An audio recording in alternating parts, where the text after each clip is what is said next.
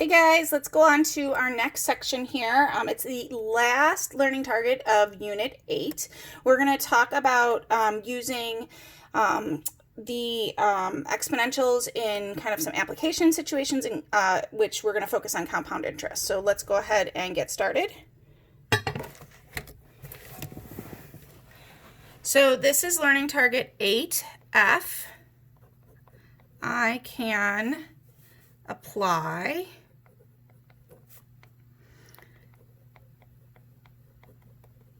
exponential and logarithmic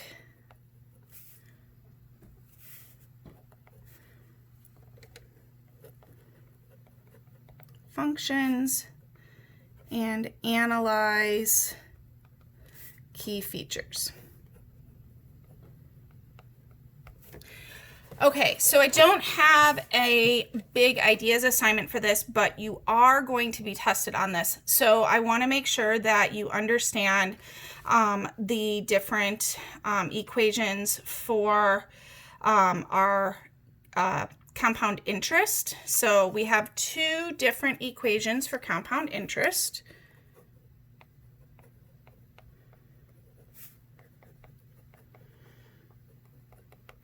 And one is that A is equal to capital P, and then 1 plus R over N, and that is all to the NT.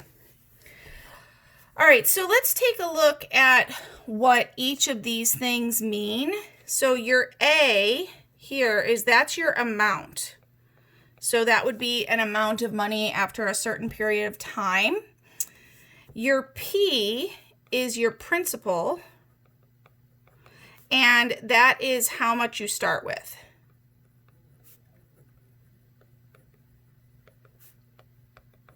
Okay, now I'm doubting my spelling on that because I'm wondering if principal is PL. I'm actually pretty sure it's PL or PAL. But I like to make sure that my spelling is correct. So I think it is like principal, like, yes, it is PAL, sorry. So yeah, we want to make sure our spelling is correct. So it's like principal in the building. All right, so that's how much you start with. The R is your interest rate expressed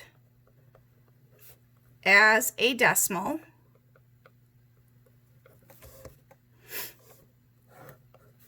T is your time in years.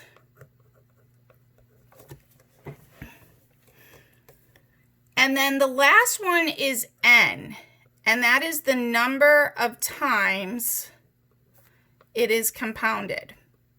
So what I look at that is how many times per year. So if N is annually, that would be once per year. So if it's compounded annually, N is 1. If it is quarterly, N would be 4 because there's 4 quarters in a year. If it is monthly, compounded monthly, then N would be 12 because there are 12 months in a year. So that's how we would look at something like that. Okay, so what I want to do before we go right into compound interest is I want to solve an exponential problem, just as a reminder on how to actually solve these problems, because we're going to have to kind of use that as we're doing this problem. So let's just take a quick review. And let's say we have something like this. 2 times 5 to the x plus 3 minus 7 equals 81. Now, I know that we've been off here, and so we haven't gotten into super complex exponential problems, but I just want to go through this one because I think it's going to help us when we do our compound interest. I know I said that there's another equation, but you know what? I decided I'm just going to focus on this one. So maybe later on as we move forward, we can do the other one. All right, so if I wanted to solve this, the first thing I have to do is get rid of this 7. So I'm going to add 7 to both sides here. So now I have 2 times 5 to the x plus 3 equals 88. And again, before you can do anything with your exponents, you have to make sure that you get rid of all of the information around it. So if I'm adding or subtracting, I have to get rid of that. If I'm multiplying, I have to get rid of that. So here I'm going to divide by 2. So now I have 5 to the x plus 3 equals 44.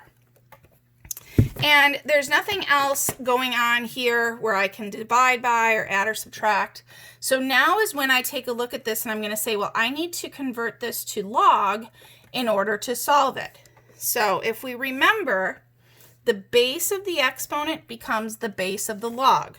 So this would be log base 5. And then these two things switch.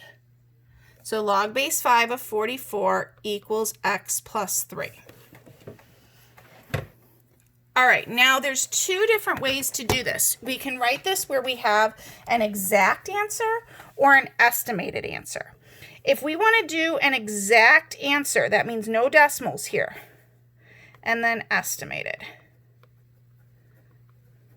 If you want to do an exact answer here, I would subtract 3 from each side. So my x would be log base 5 of 44. And I might put parentheses around here because I want to make sure that we do this calculation and then subtract 3. So this would be my exact answer. I would just leave it just like this. I would not do anything else to it. Now my estimated answer, I would actually figure this out. To do this though, I have to use that change of base again. So remember, bottom goes to base. So this would be log 44 on top, log 5 on the bottom, and then I have to subtract 3. So you have log 44 over log 5, then I have to subtract 3 because this is that change of base. So in my calculator, what I would do is I would go ahead and I would do log, so my log key right here, 44, always close that parenthesis, divided by the log key again, 5.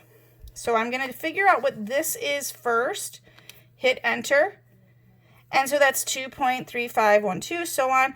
Before I do anything though, I'm going to go ahead and subtract 3 from that because I have to subtract the 3 here. So I get negative 0.649, let's say. And that would be my answer. All right, so let's take that, what we've used there, and go ahead and do a problem with that compound interest formula.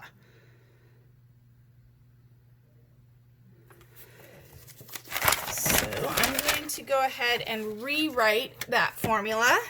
P is equal to A times 1 plus R over N, all to the nt.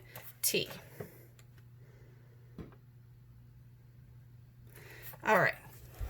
So let's say I want to save up some money for a car. And let's say my car is going to cost $10,000, or that's how much I need to save. And I have $5,000 in my bank account. My savings account has an interest rate of 0.5%, and it is compounded quarterly.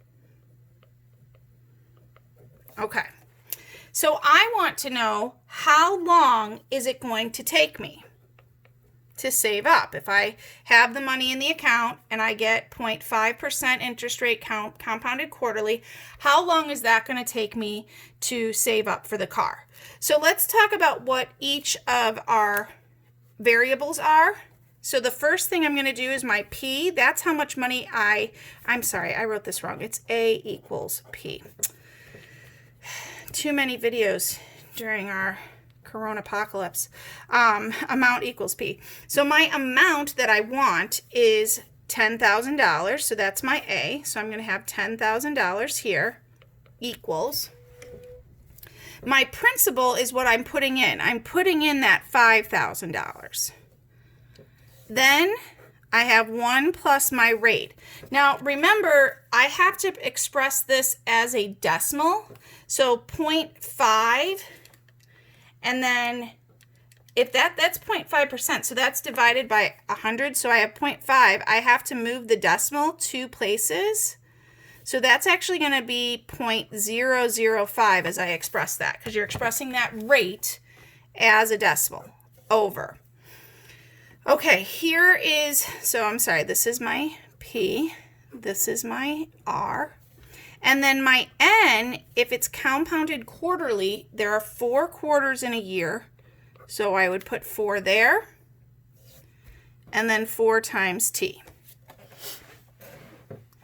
So let's just take a look at that one more time, because I know I was probably a little confusing. My amount that I'm looking for is $10,000.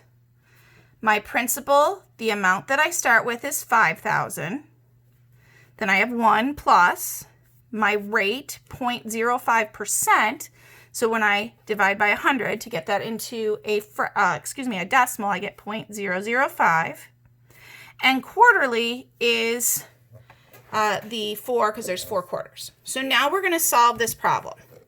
Okay, before I can do anything with the exponent here, I am multiplying by 5,000. Just like over here, let's go back here really quick.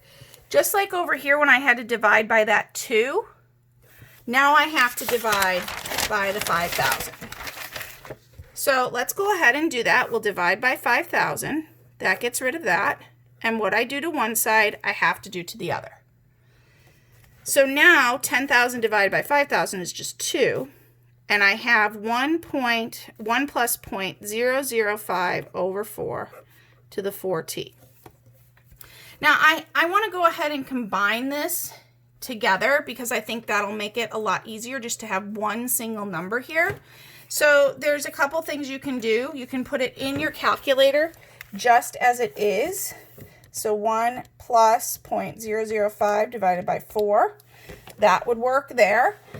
Or if you like to actually do the division, you could divide by 4 there and then add the 1 if you want. Either way, this is what you're getting in there. So you have 2 equals 1.00125 to the 4 times t. When at all possible, do not round until the last minute, because that will affect the accuracy of your answer. So you want to keep all those decimals if you can. All right, now just like before, we're going to change this into a log. So the base of the exponent becomes the base of the log. The base of the exponent become the base of the log, and these two things switch. So the 2 comes here, and now I have 4t over here.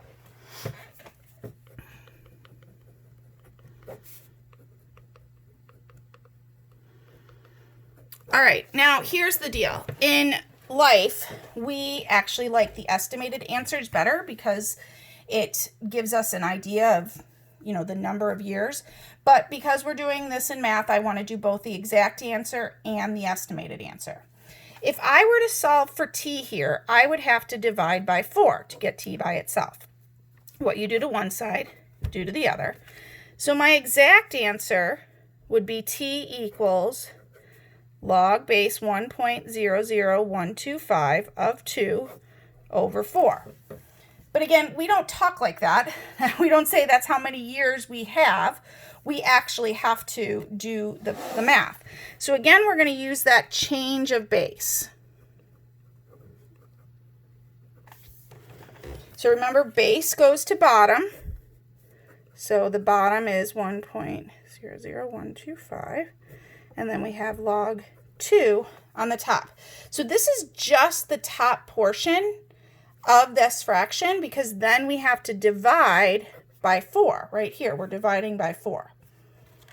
So in my calculator, I'm going to go ahead and do that. I'm going to say log 2, close my parentheses, divided by log, and then my number here. And that gives me 554. Now, obviously, we're not going to save up for 554 years, but we have to divide by 4 to get an actual number. So it would actually take me 138.7 years, which we're not going to save for that long either, but it tells me that maybe I need to put more money into my savings account in order to make my time or my amount. Maybe I need to find an account that has a higher interest rate or compounds differently.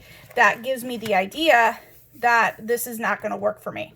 So, all right, if you have any questions, again, try and join in one of the Zoom meetings. Send me an email.